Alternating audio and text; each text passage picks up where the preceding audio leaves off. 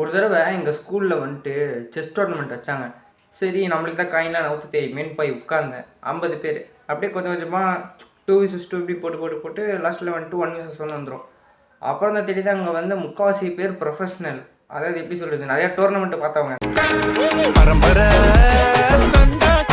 நான் வெறும் காயின் மட்டும் எப்படி நவுத்துனா தெரியும்ட்டு போய் விளையாண்டேன். ஃபஸ்ட்டு மேட்ச்சே வந்துட்டு என் ஃப்ரெண்டு கூட விளையாண்டேன்.